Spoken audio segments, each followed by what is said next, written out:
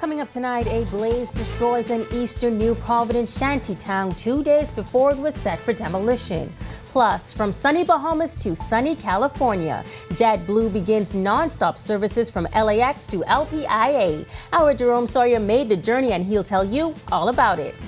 And later, you know and love their sound. The Bahamas All-Star Band gearing up for their fifth quarter battle of the bands. Our Jean Joseph has a sneak peek of their practice in tonight's Arts and Entertainment. These stories and more as Our News Weekend starts now.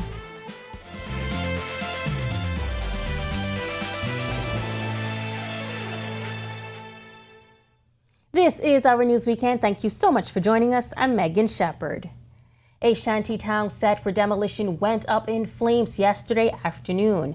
Firefighters rushing to an unregulated community in eastern New Providence to extinguish the blaze, which quickly got out of control. Our Joshua Williams has this report. A surprising turn of events Saturday evening. Billows of smoke rising into the air could be seen as far as the Tony Williams-Darling Highway. The source? That shanty town in Cool Acres that is set to be demolished Monday morning. Firefighters called to the scene late afternoon just off of Joe Farrington Road where they met a raging blaze. Just that morning, officials were on the ground. Earlier today, we were out here along with the Royal Bahamas Police Force and the Royal Bahamas Defense Force around 11 a.m. this morning, checking out the houses to ensure that persons had evacuated the homes since we've issued the notices for them to evacuate. It was later that afternoon around 4 they got the call.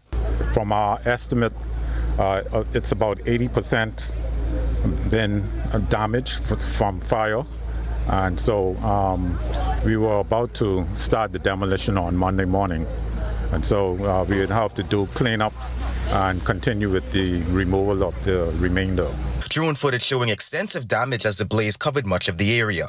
The blaze burning late into the night after our team left the area. Authorities say they are still seeking the cause of the fire. Now, I was in the same shanty town just days ago speaking to residents who were preparing to leave. A source within the shanty town telling Our News that most, if not all, the residents would have already left the area before the blaze started. Delancey confirming this. I would say 99% of them have left the place. Well, I can't give an estimate of how many persons, but we had a count of about 77 homes earlier. Despite the fire, officials say demolition is still on for this week. Reporting for Our News, I'm Joshua Williams. Well, our news team returned to the Cool Acres community this afternoon, where a few residents and onlookers remained shortly after a caravan of vehicles belonging to the Ministry of Works, the Department of Immigration, and the Royal Bahamas Defense and Police Forces arrived. Buildings Control Officer in the Ministry of Works, Craig Delancey, providing this update. Today we're double checking the remaining structures, removing any doors, in order to make the place openable and so that we don't have anyone hanging around until tomorrow morning when the demolition of the remainder will begin. And we want to make sure secure the area with barricades to ensure we don't have anyone just coming through. While our team attempted to speak with onlookers, all declined to speak on camera, some privately expressing their frustration, however, alluding to the fact that they feel the fire may have been set intentionally. Delancey noting that the various government agencies were in the scene to ensure law and order. The Defense Force and police are here to bring security and make sure that the workers from the Ministry of Works, what they're doing, are safe.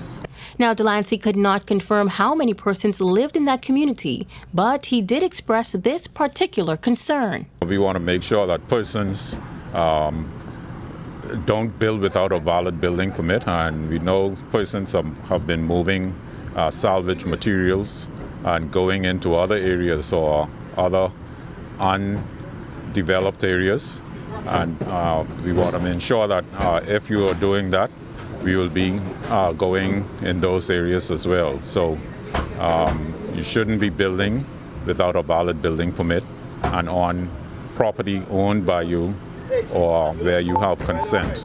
Well, switching gears now, once weekly nonstop service is now available from one of the busiest and most popular cities on the U.S. West Coast. It means tourists looking to hop over from LA to Nassau can do so for the first time, thanks to the new JetBlue flight. Our Jerome Sawyer welcomes us aboard. Welcome aboard JetBlue Flight 2710 nonstop service to Nassau, Bahamas.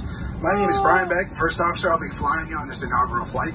And in just under 5 hours, passengers of the first ever non-stop flight from LAX Los Angeles disembarked at the Vernon Pender International Airport in Nassau. It now means a world of possibilities for connecting the Bahamas to one of the busiest West Coast cities in the United States. Even better news for tourism officials, touting record-breaking arrivals and new routes for this year. So one of our key priorities was to explore opening the West Coast. It creates many opportunities for connectivity, but beyond that, this aligns with a key priority of the government of the Bahamas to make an intentional focus on increasing stopover arrivals.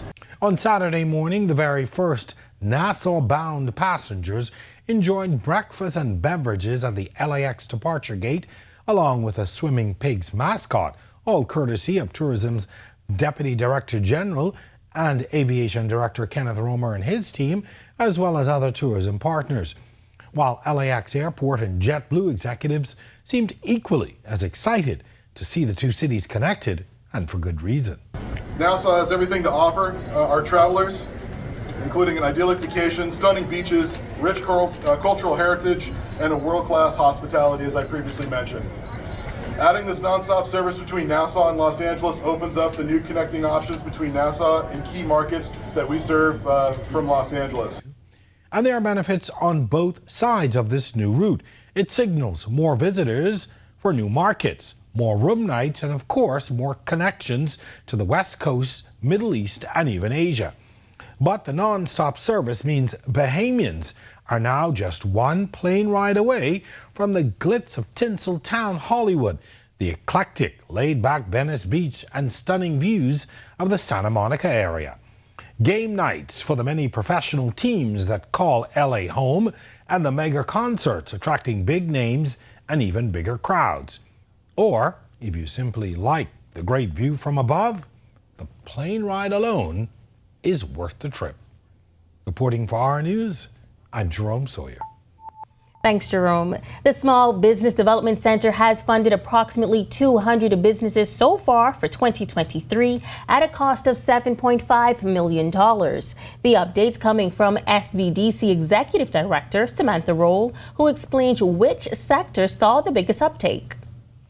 A number of industries that have popped up for us is around the agriculture, fashion, tourism space. So those are some of the key. If I was to give you a list of our top industries, it's medical, education, agriculture, fashion, fishing, tourism, transportation, food and beverage. Roll was speaking at the office of the Prime Minister's weekly press briefing, announcing the rollout of several programs. She says the number of businesses coming in for support is encouraging. It gives us a positive sign because it is an uptick. And so, as I would have mentioned before, just in one of our programs alone, in 2023, we would have surpassed what SBDC did in 3 years. Well, nomination day for the upcoming West Grand Bahama and Bimini by-election is just hours away. 5 candidates are expected to officially enter the race tomorrow, including the Progressive Liberal Party's Kingsley Smith Jr., the Free National Movement's Bishop Ricardo Grant, Coalition of Independents Lincoln Bain, and independent candidates Daquan Swain and Turnell Burrows. Now, registered voters in that constituency are expected to head to the polls on November 22nd. The West Grand Bahama and Bimini seat became vacant following the death of former Cabinet Minister Obi Wilshcombe on September 25th. Be sure to stay tuned to all of the Our News social media pages, as our teams will be on the ground providing coverage throughout the day. And now it's time for your first look at temperatures with meteorologist Ian McKenzie. Ian. Thanks, Megan, and good evening, everyone. Currently outside our studios, we're under partly cloudy skies with a temperature of 78. Our winds are from the north at 13 miles per hour with a feels like temperature of 78. Current temperatures across the country at this time: in Freeport, we have 74, 79 in Allenstown, as well as Governor's Harbor, and a set of 78s in Marsh Harbor, Abaco, Great Harbor Key, Nicholstown, and also in the capital. In the central Bahamas, we have 80 in Camps Bay, Georgetown, Deadman's Key, and Coburn Town, San Salvador, and rounding up our temperature profile, Arthurstown at 79 under those rain-cool temperatures. Southeast Bahamas, we have 82 in Duncan Town, Ragged Island, 82 in Colonel Hill, 83 in Delectable Bay, 81 in Abrahams Bay, 82 also in Providenciales, and 84 in Matthewtown in Agua. First look at our satellite and radar composite. At this time, we have some cloudiness, and that all is associated with a cold front, as well as a prefrontal boundary across the central and northwest Bahamas. Stick around for extended forecasts, and our tropical weather outlook is straight ahead. Still to come on Our News, this is National Sports Month. Stellar athletes who make the country proud were honored last night. Plus, when can Grand Bahama expect their 50-meter swimming pool? Well, the sports minister gives us that update on the other side of this break.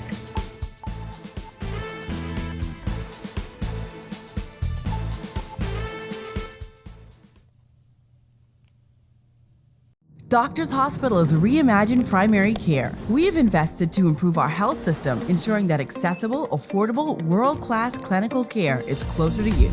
Your relationship with a primary care provider shapes the foundation of your overall health. Our new, modern primary care facilities are where critical diagnosis and true personalized treatment begin. With locations across New Providence, Grand Bahama, and Exuma, we invite you to experience the Doctors Hospital difference. Book your next appointment at clinics.doctorshos.com. The 2023 Carifta swim team dominates, and baseball sensation Jazz Chisholm and Texas Tech University sprinter Terrence Jones Jr. take home top awards at the Ministry of Sports and Culture's National Sports Awards. Our Sasha Lightborn was there and filed this report. Swimming dominated the National Sports Awards on Saturday night. Lamar Taylor took home several awards, including Collegiate Male Athlete of the Year and the Olympic Committee Award. That was followed up by Youth National Team of the Year Award and Senior National Team of the Year Award, both going to the 2023 Carifta Aquatics team. National Coach of the Year went to Trevano McPhee. The National Federation of the Year went to Bahamas Aquatics, and the Community Sports Award of the Year went to Let's Swim Bahamas. We spoke with Coach McPhee following the win. Swimming is doing well. You know, we came a long way. We host Carifta games next year. So, you know, again, you know, I encourage all the aimers to come out and support our local swimmers. Swimming is doing outstanding. You know, not just locally, but internationally. Lamar Taylor winning a bronze medal at the Pan American Games was huge for swimming. So all around, swimming is doing well. It's growing. The Federation, Arjun Cargill and his executive team are doing an outstanding job. And we hope to see some bigger and bigger, you know, and better things for swimming in the future.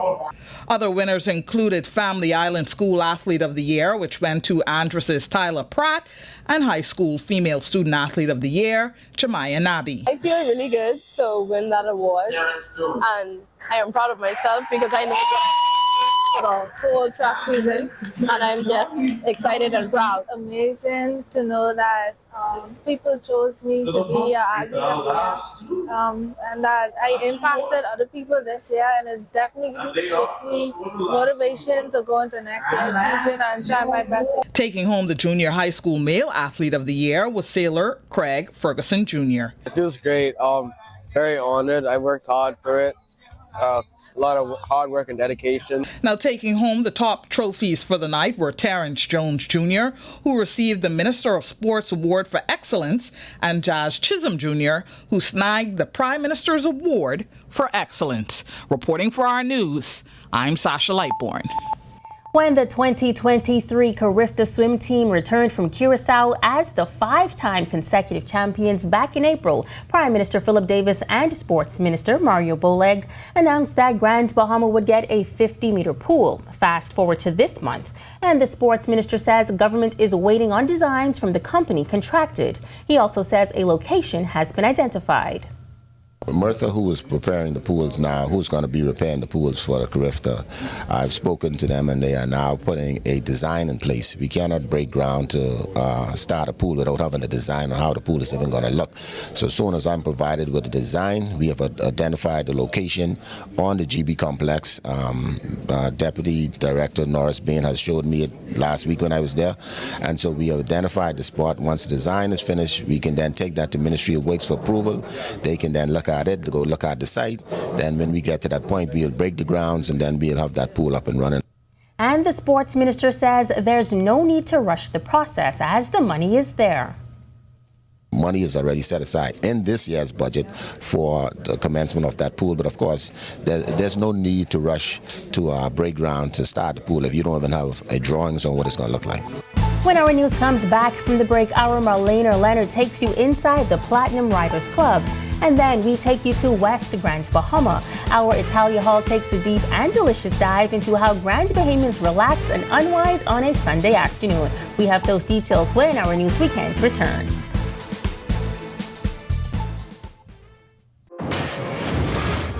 Have you heard that sound? It's the sound of us. Since our origins, we burst music. Our sounds mix together. So let us hear your sound too. Your sound of passion, of joy, of friendship. The sound of your style and the beat of your night. It's time to play together. The sound of Guinness. The sounds of greatness.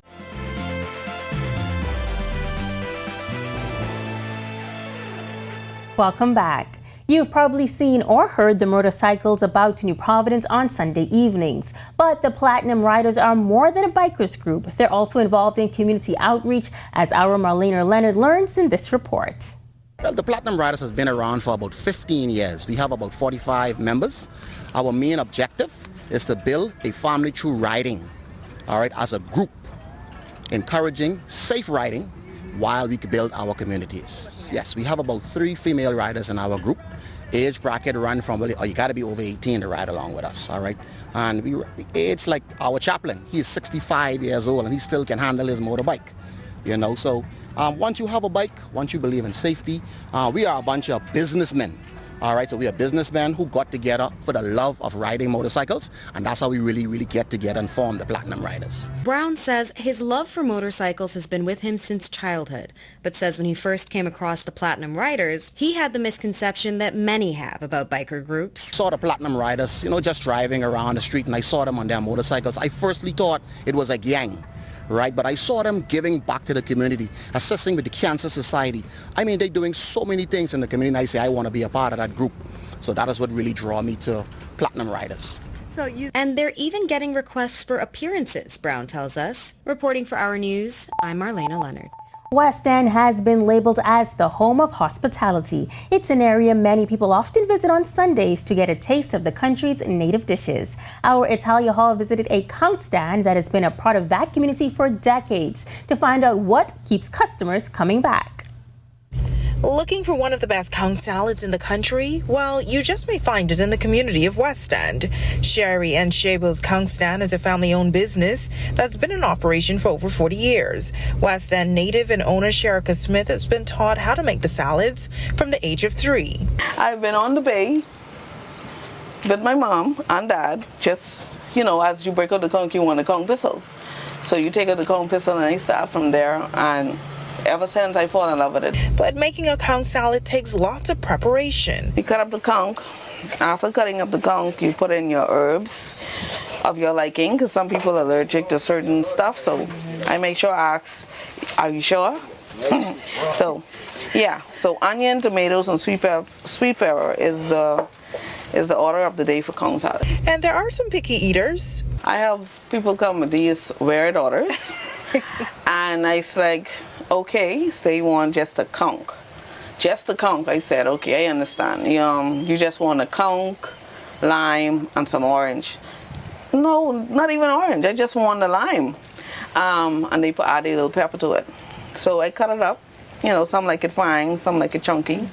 So I try to accommodate them. Now, there's been a debate about whether mayonnaise belongs in a conch salad. Until you try it, you can't knock it. Because listen here, I have some Nasuvians come here. Oh, I don't want that. I don't want that. But when they try it, oh my God, they can't get enough. So after that, it's only conch salad with meal. And they don't only offer conch salad. We did crack lobster, fried snapper, fried barracuda, and we have a thing called the banana coconut pancakes and the banana guava pancakes. She says she always focuses on making her customers' experience as comfortable as possible. When you love something, it's like nothing. I love to please. I love to make sure that you are satisfied when you put that spoon in your mouth for your conch salad.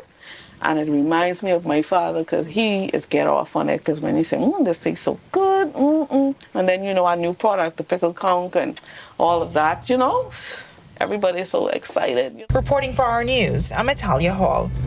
Don't knock it until you try it. Thanks, Italia. Our Marlena Leonard has a touching one-on-one with a World War veteran. Hear his thoughts on this Remembrance Day service. Plus, the Bahamas All-Stars Marching Band is all set to hit the competition stage for their 5th quarter battle of the band. Stick with us.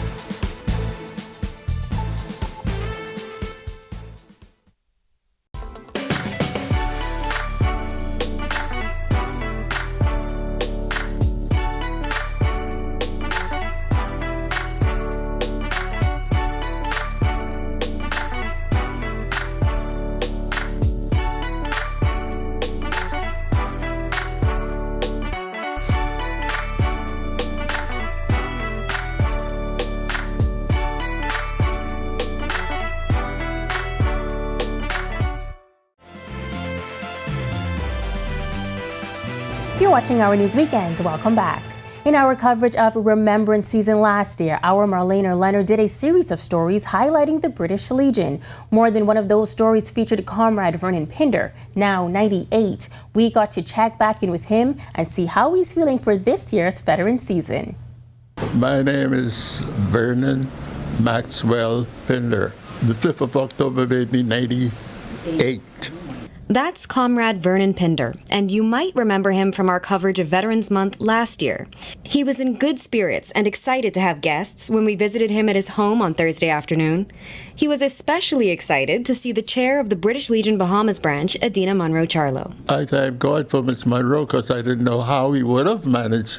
I personally would have managed, or the other guy would have managed to carry on like how she's doing. She's doing a super job. It's a great thing, you know, for help for the soldiers, you know, for the men who had served. Of course, much of the care the Legion is able to share with the veterans is made possible by the poppy purchases in the month of November.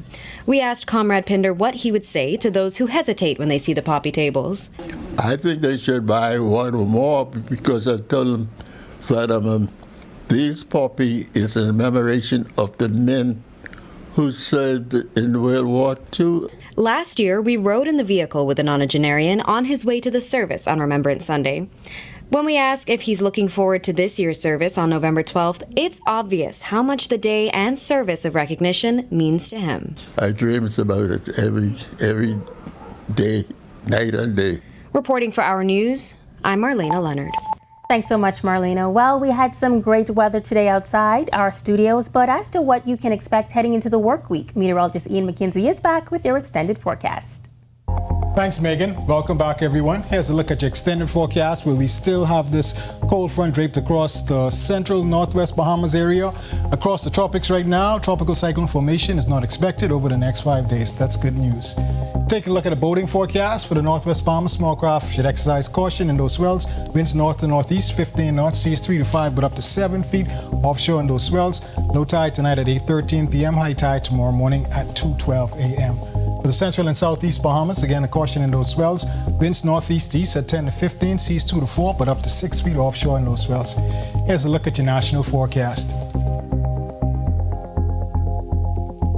And in your extended forecast, high pressure will build across the area, and this will spell beautiful conditions, pretty dry throughout most of the week. Expect those highs to be in the mid to low 80s with your low temperatures in the mid to low 70s. That's a wrap on your evening forecast. Have a great night, everyone. Stay safe and have fun.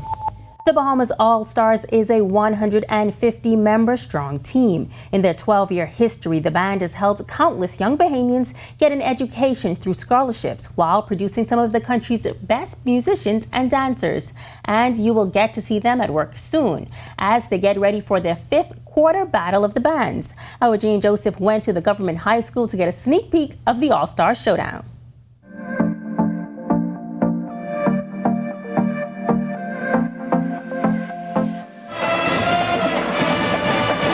The Bahamas All-Stars Marching Band has represented in America and elsewhere, bringing the American marching band experience home with their annual Battle of the Bands. On November 11th, they will host their 5th show. This year, there's some international competition with a hometown connection. The Mighty Marching Falcon Band, a school marching band based in Oklahoma City, is headed by Bahamian Devaro Wilson. They are set to shake the stands at the 5th quarter Battle of the Bands at the National Beach Soccer Stadium this Saturday. We have a group of 40 kids, and for me, going back home is very special. It's very exciting to kind of bring them to Nassau, Bahamas, to see exactly, what it is and where it is that I learned what I learned, and also to share that culture, right? To have that mix of culture so that, my, high school could see, exactly what we're doing here in the States, and my students here in the States could see exactly what it is that we do back home in the Bahamas. In addition to the international representation, local entertainment will include the Prince Albert Drum School and the C.I. Gibson and C.V. Battle Pep Bands.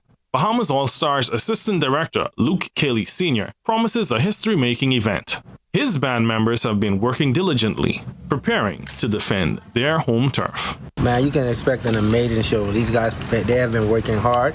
We just came off a trip from Orlando, and they've just been nonstop since we got back, practicing to prepare for this annual Battle of the Bands. They're going to put on a fantabulous, miraculous show, one that you probably will never forget.